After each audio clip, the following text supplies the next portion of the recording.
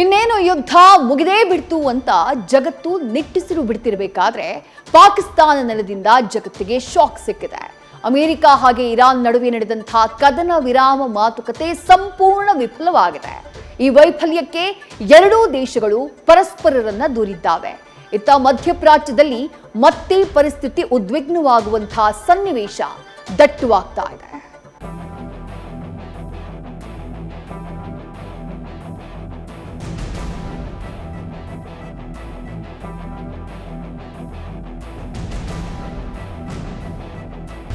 ಬಹು ನಿರೀಕ್ಷಿತ ಭಾರತ ಸೇರಿ ಇಡೀ ಜಗತ್ತು ಎದುರು ನೋಡ್ತಾ ಇದ್ದ ಈ ಶತಮಾನದ ಮಹತ್ವದ ಶಾಂತಿ ಮಾತುಕತೆ ಮುರಿದು ಬಿದ್ದಿದೆ. ಪಾಕಿಸ್ತಾನದಲ್ಲಿ ಅಮೆರಿಕ ಹಾಗೂ ಇರಾನ್ ನಡುವೆ ನಡೆದಂಥ ಸಂಧಾನ ಸಭೆ ವಿಫಲವಾಗಿದೆ. ಪಾಕಿಸ್ತಾನದಲ್ಲಿ 21 ಗಂಟೆಗಳ ಕಾಲ ನಡೆದ ಶಾಂತಿ ಮಾತುಕತೆ ವಿಫಲ. ಅಮೆರಿಕದ ಅಣ್ವಸ್ತ್ರ ನಿಬಂಧನೆಗೆ ಇರಾನ್ ಒಪ್ಪದಿದ್ದಕ್ಕೆ ಸಭೆ ಫೇಲ್.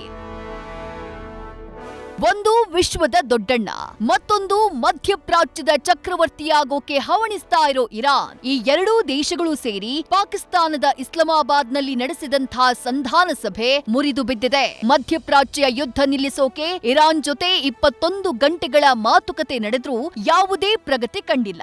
ಹೀಗಾಗಿ ಯಾವುದೇ ಒಪ್ಪಂದಕ್ಕೆ ಸಹಿ ಹಾಕೋಕೆ ಸಾಧ್ಯವಾಗಿಲ್ಲ ಅಂತ ಅಮೆರಿಕ ಉಪಾಧ್ಯಕ್ಷ ಜೆಡಿ ವ್ಯಾನ್ಸ್ ಖುದ್ದು ಬಹಿರಂಗಪಡಿಸಿದ್ದಾರೆ. ಈ ಮೂಲಕ ಎರಡೂ ದೇಶಗಳ ಪ್ರತಿನಿಧಿಗಳು ಮುಖಾಮುಖಿಯಾಗಿ ಚರ್ಚಿಸಿದ್ರೂ ಇಬ್ಬರ ಹಳೆ ವೈಷಮ್ಯಕ್ಕೆ ತೆರೆ ಬಿದ್ದಿಲ್ಲ.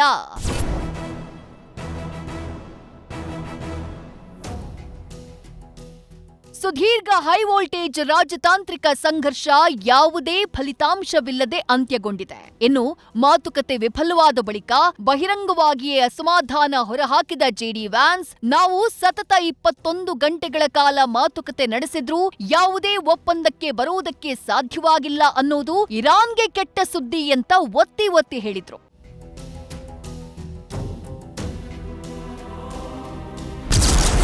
ಬಂದ ದಾರಿಗೆ ಸುಂಕವಿಲ್ಲದಂತೆ ಸುಂಕಾಸುರನ ದೇಶ ವಾಪಸ್. ಇನ್ನು ಶಾಂತಿ ಮಾತುಕತೆ ವಿಫಲವಾದ ಬೆನ್ನಲ್ಲೇ ಅಮೆರಿಕದ ನಿಯೋಗ ಧುಮುಗುಡುತ್ತಾನೆ ಪಾಕಿಸ್ತಾನವನ್ನ ತೊರೆದಿದೆ. ಹೋಗೋ ಮೊದಲು ಇರಾನ್ಗೆ ಆಫರ್ ಕೊಟ್ಟ ಅಮೆರಿಕ, ನಾವು ಸಿಂಪಲ್ ಪ್ರಪೋಸಲ್ ಕೊಟ್ಟು ಇಲ್ಲಿಂದ ಹೊರಡ್ತಾ ಇದೀವಿ. ಇರಾನ್ಗೆ ನಾವು ಕೊಡ್ತಾ ಇರುವಂತಹ ಫೈನಲ್ ಹಾಗೆ ಬೆಸ್ಟ್ ಆಫರ್ ಇದು. ಇದನ್ನ ಇರಾನ್ ಒಪ್ಪುತ್ತಾ ಅಂತ ಕಾದು ನೋಡೋಣ ಅಂತ ತಿಳಿಸಿದ್ದಾರೆ. ಹೋಗುವ ಮುನ್ನ ಅಮೆರಿಕ ಗೆದ್ದಿದೆ, ಅಮೆರಿಕ ಇರಾನ್ನ ಮಿಲಿಟರಿಯಾಗಿ ಸೋಲಿಸಿದೆ ಅಂತ ಸಮರ್ಥಿಸಿಕೊಂಡಿದ್ದಾರೆ.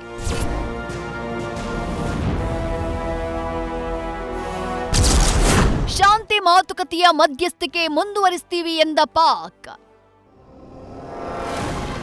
ಇತ್ತ ಬಹುನಿರೀಕ್ಷಿತ ಸಂಧಾನ ಮುರಿದು ಬಿದ್ದ ಬೆನ್ನಲ್ಲೇ ಪಾಕಿಸ್ತಾನಕ್ಕೆ ತೀವ್ರ ನಿರಾಸೆಯಾಗಿದೆ. ಈ ಬಗ್ಗೆ ಮಾತನಾಡಿರೋ ಪಾಕಿಸ್ತಾನದ ವಿದೇಶಾಂಗ ಸಚಿವ ಇಶಾಕ್ ದಾರ್, ನಾವು ಶಾಂತಿ ಮಾತುಕತೆ ಮಧ್ಯಸ್ಥಿಕೆಯನ್ನ ಮುಂದುವರಿಸ್ತೀವಿ, ಅಲ್ಲಿವರೆಗೂ ಎರಡೂ ದೇಶಗಳು ಕದನ ವಿರಾಮವನ್ನ ಮುಂದುವರಿಸಬೇಕು ಅಂತ ಮನವಿ ಮಾಡಿದ್ದಾರೆ. ಈ ಮೂಲಕ ಯಾವಾಗ್ಲೂ ಭಾರತದಲ್ಲಿ ಅಶಾಂತಿಯನ್ನ ಸೃಷ್ಟಿ ಮಾಡುವಂತಹ ಪಾಕ್ ಎರಡೂ ದೇಶಗಳಿಗೂ ಶಾಂತಿ ಕಾಪಾಡೋಕೆ ಆಗ್ರಹಿಸಿದೆ. ಇತ್ತ ಆಸ್ಟ್ರೇಲಿಯಾ ವಿದೇಶಾಂಗ ಸಚಿವರಾದಂಥ ಪೆನ್ನಿ ವಾಂಗ್ ಕೂಡ ಕದನ ವಿರಾಮ ಮತ್ತು ಶಾಂತಿ ಮಾತುಕತೆಗೆ ಆದ್ಯತೆ ಕೊಡಿ ಅಂತ ಮನವಿ ಮಾಡಿದ್ದಾರೆ.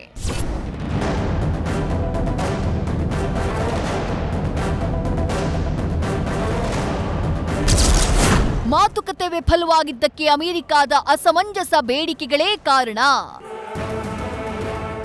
ಮಧ್ಯಪ್ರಾಚ್ಯ ಯುದ್ಧ ಕೊನೆಗೊಳಿಸೋಕೆ ಪಾಕಿಸ್ತಾನದಲ್ಲಿ ನಡೆದಂತಹ ಮಾತುಕತೆ ವಿಫಲವಾಗಿದ್ದಕ್ಕೆ ಅಮೆರಿಕದ ಅಸಮಂಜಸ ಬೇಡಿಕೆಗಳೇ ಕಾರಣ ಅಂತ ಇರಾನ್ ಕಿಡಿಕಾರಿದೆ. ಇರಾನ್ ಜನರ ರಾಷ್ಟ್ರೀಯ ಹಿತಾಸಕ್ತಿಗಳನ್ನ ರಕ್ಷಿಸುವ ಸಲುವಾಗಿ ಇರಾನ್ ನಿಯೋಗ 21 ಗಂಟೆಗಳ ಕಾಲ ನಿರಂತರವಾಗಿ ಮಾತುಕತೆ ಮಾಡಿತು.